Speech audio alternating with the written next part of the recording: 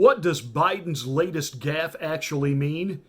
And Governor Andrew Cuomo, Emperor of the Empire State, admits we were wrong. We failed. Duh.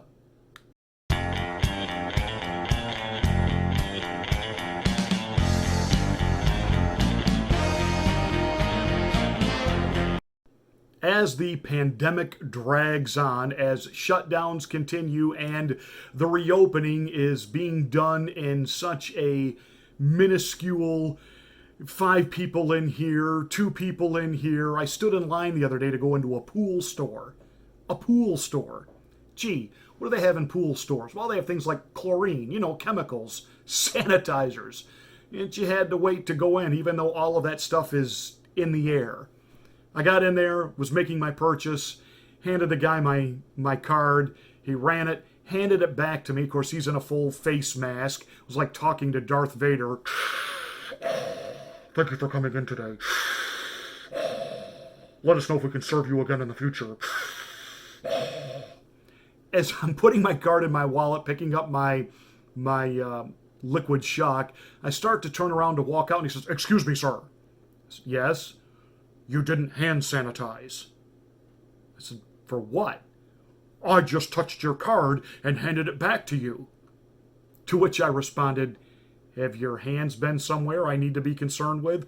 The guy behind me in line doubled over and just about busted a gut. He started laughing so hard, and I walked out of the store. As this pandemic drags on and we're introduced to this concept of the new normal, hey, no more handshaking, you're going to elbow bump. Yeah, because I never, in crossing my arms, touch my elbow. This stuff has gone from insane to absurd. Why? There's now an experimental airborne vaccine that the Cincinnati Reds have offered their stadium. I think it's called Great American Ballpark. They have offered their stadium as a place to test it. In other words, while you're sitting there in the crowd, they want to crop dust you, and that will keep you safe. Really? And of course, we've had time to do all the FDA testing and approval on this, or are we just going to agree to sit there because we want to watch baseball so bad to be human guinea pigs? A week ago, the news cycle, in particular, PMSNBC and CNN, the mainstream lying legacy news, they couldn't wait to start reporting that there's a new strain of coronavirus. It is affecting children, and this is now dangerous. But the news cycle only lasted about 24 hours. In fact, it was gone so quickly, I didn't have a chance to comment on it. And I found out why. The reason it died so quickly. Because scientists stepped up and said, wait a minute. No, this is not a new strain of coronavirus. Children are susceptible to allergic reaction to the overuse of all of this toxic, that's the only word I can use for it, disinfectant we're spreading everywhere. Really? So now that we have over-sanitized everything, people are having an allergic reaction to that. So what could possibly go wrong with now crop dusting human beings? I mean, you got to admit, this is even more bold than what Bill Gates was proposing. He's just trying to scare everybody so you'll line up and take his biochip. But now we've got science said, well, no, we could put this in airplanes and fly it over people. Oh, didn't we used to call that chemtrails? Some of you think that this is over-the-top conspiratorial nonsense, but, when we're watching this play out in front of us, it's kind of hard not to just shake your head and go, we're seeing the obvious take place here. So, that said, they're setting us up for a virtual election. They don't want anybody near the polls because you can stand in line to go in the supermarkets. You can stand in line in the big box stores, but you can't stand in line to vote. And of course, why? There'll be no problems getting your voting ballots in and on time and being counted. Right. Already the mayor of Chicago is basically saying, 100 people a week dying from COVID-19. But of course, they'll be registered to vote and their ballots will count. It's unbelievable what we're seeing play out in front of us. But They're also setting it up because Biden can't seem to put two thoughts together without absolutely tripping over himself. They want to do, a virtual debate, because in a real debate with Donald Trump, he is going to get his clock cleaned, and they know it. So they want to do it, when he's in his little bunker. There'll be a team of people that we won't be able to see sitting there researching as it happens every question and feeding him what he's supposed to say. Well, he went on The Breakfast Club, which is a radio program targeted to a black audience, African Americans, and he had this to say. Listen, you got to come see us when you come to New York, VP Biden. I will. It's a long way until November. We got more questions. You got more questions, but I tell you, if you have a problem figuring out whether you're for me or Trump, and you ain't black. Did we just hear that correctly? Listen, you got to come see us when you come to New York, VP Biden. I will. It's a long way until November. We got more questions. You got more questions, but I tell you, if you have a problem figuring out whether you're for me or Trump, and you ain't black. Yeah, he actually said that. Now, of course, at first his campaign tried to say that was a joke. And then, they tried to nuance it, and, and certain black leaders are giving him cover. But other black leaders ain't having it so fast, especially when you hear his expounded answer. Listen, you got to come see us when you come to New York, VP Biden. I will. It's a long way until November. We got more questions. You got more questions, but I tell you, if you have a problem figuring out whether you're for me or Trump, and you ain't black. It don't have nothing to do with Trump. It has to do with the fact I want something for my community. I would love to see. Take a look at my record, man. I extended the voting rights 25 years. I have a record that is second to none. The NAACP has endorsed me every time I've run. Come on. Take a look at the record.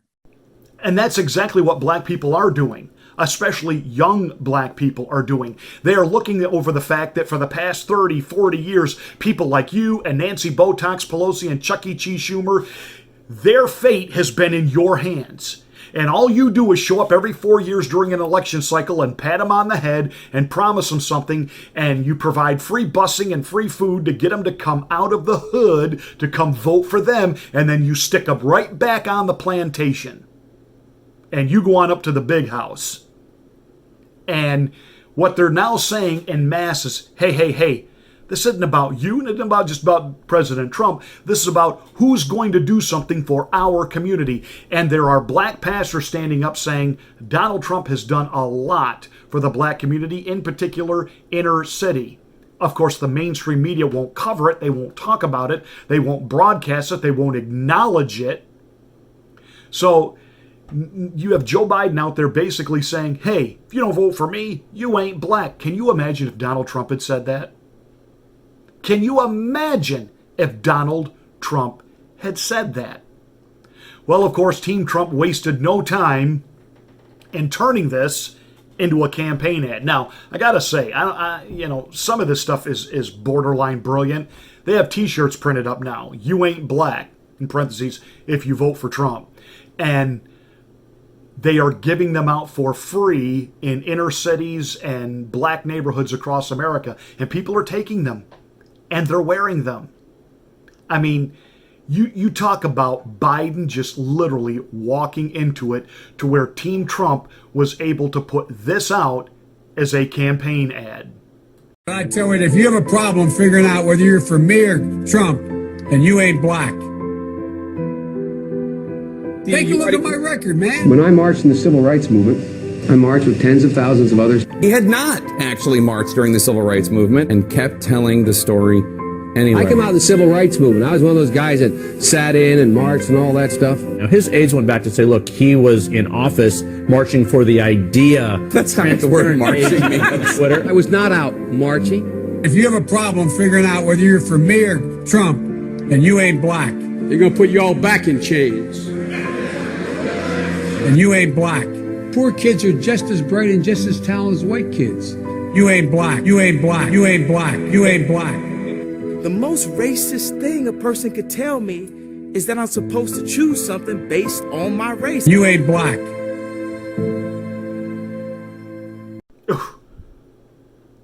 You can hate Donald Trump, but that's an effective ad.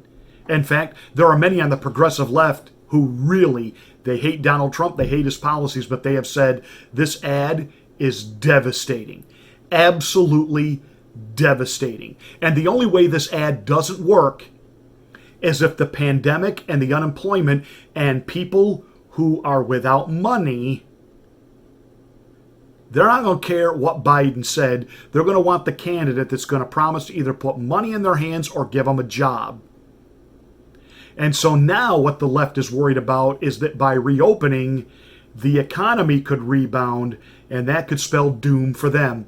And a progressive left, Kyle Kalinske, hosts a program called Secular Talk. I've talked about Kyle before. He and I don't agree on much when it comes to ideology and political philosophy. But I will say this, he'll call it like he sees it when he knows that his side has got it wrong. He was all over the whole Russian narrative hoax and called it what it was, a hoax. Even gave Trump a thumbs up when Trump started pulling troops out of the Middle East, something Obama promised to do, and then just stepped up all the drone attacks. And he actually gave Trump a thumbs up on pulling troops out. And he has basically now said that the left wants to drag out the pandemic because that is the only way they can beat Donald Trump. Now, let me tell you something. If Joe Biden wins this election, just so everybody understands, and he very well might, it's because we're in an economic depression and we have a pandemic that's killing 100,000 people. That's, if Biden wins, that's why Biden wins. But if you were to remove those from the equation, and I get it, it's impossible to do that, but just hypothetically, if you were to remove those, then again, Trump goes back to being an 80% favorite, in my opinion. Boom. There it is. By the way, some of you that watch this channel, you owe me an apology. You owe me such a huge apology. I said almost 2 years ago, definitely all last summer and into the spring leading into it, that the Democrats' final play to take out Donald Trump would not be yet another failed impeachment process, which they tried, they failed. I said, what they will do is crash the economy. They will manufacture a recession. And some of you in the comments, Pastor Marty, you really don't know what you're talking about. Our economy is way too strong. Rush Limbaugh was even saying that. Some of you conspiratorial people thinking that the libs are going to try to crash the economy. They're not able to do that. This economy is way too strong. That can't happen. Well, some of you now need to put in the comments section, Pastor, you were right, I was wrong. And hey, I'm a pastor. That makes me a man who deals in forgiveness, redemption. All you have to do, though, is you got to repent. You got to say, Pastor, I was wrong, you were right. By the way, I already know that. So, Father, forgive them, for they know not what they said.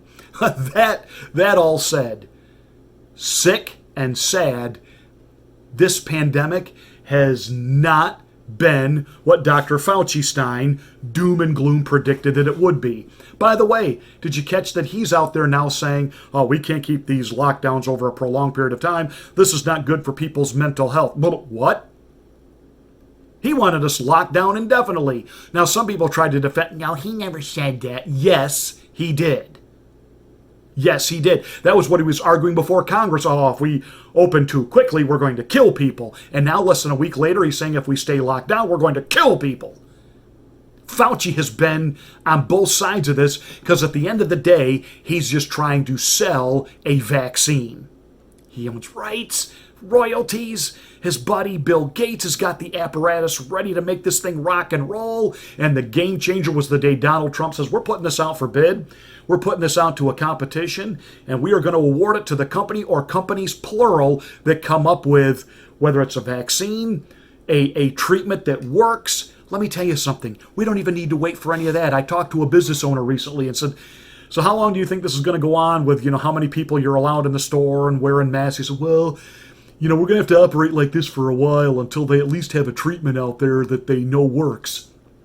There is. It's hydrochloroquine. Oh, and now WHO says, they banned the use of that. I'm sorry, I was not aware that WHO, the World Health Organization, set policy for the U.S. I thought we were a sovereign nation. I mean, who is nothing more than the talking points of the Chinese government, period. And if you want to blame anybody for all of this, blame the Chinese government. You've got Kamala Harris wanting to make it now a hate speech crime if you refer to coronavirus as the Chinese flu. But it is. It came from China. And the fact that it is targeted worldwide, that, what is it, nearly 80% of all deaths have been of the elderly?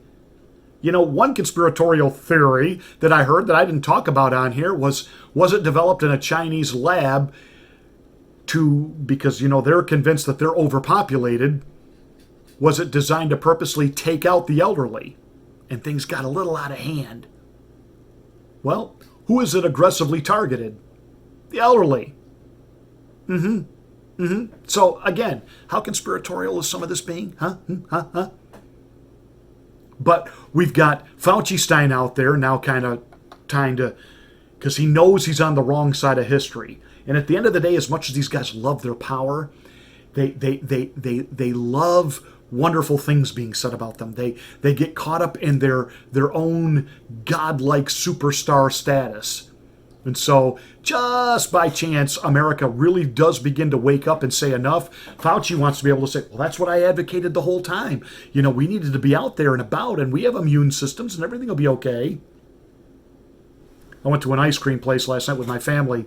Couldn't get over the number of people standing in line to eat ice cream that had masks on.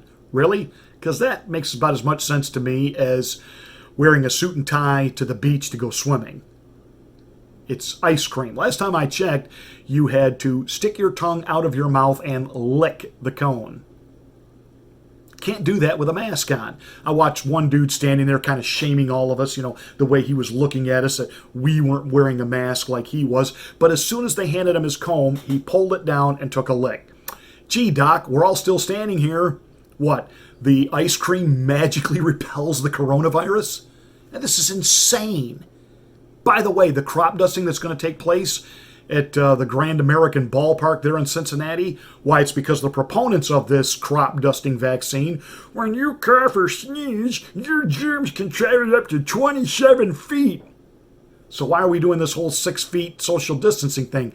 None of this works. This whole thing is made up. Oh, we have nearly 100,000 deaths. Listen. I don't think it's anywhere near that high. We have been lied to from jump. The CDC has cooked the books. The states cooked the books to get more revenue out of the government. We don't really know what the real number is. So I don't even believe it's anywhere near 100,000. They're using this to continue to drive the fear, so they can do what they want to do, which is unseat Trump. And along the way, exert a little control over us and invade our privacy and do things like, you know, tracking and tracing and all of this, you know, just absolutely walk all over and defecate on the Constitution and our right to privacy. But now we're supposed to listen to them. Every day they come out with new information that they have been wrong. The CDC came out and said, we're over disinfecting. Stop. It's not working. So just stop. Wash your hands. These are the experts. The experts. Who, by the way, Governor Cuomo of New York says, I'm all done. I'm all done trying to guess what's going to happen when we failed. The experts have been wrong. Now, people can speculate, people can guess. I think next week, I think 2 weeks, I think a month. I'm out of that business because we all failed at that business, right? All the early national experts, here's my projection model, here's my projection model. They were all wrong. They were all wrong. Now, there are a lot of variables. I understand that. We didn't know what the social distancing would actually amount to. I get it. But we were all wrong. So I'm sort of out of the guessing business, right? Exactly, Mr. Governor. The experts are wrong. And many of us were saying it long before you caught on to this. You going to apologize to us? Of course not. You're Andrew Cuomo. You're arrogant and entitled, and that's all there is to that. Hey, that's it for this rant. Thank you so much for watching. Do appreciate you. Appreciate your comments. I do read them. So write them below there. And make sure you're a subscriber to the channel. Give us a thumbs up. Spread this video to your social media platforms. And make sure you smack the bell and click the word all to get notification of my next rant.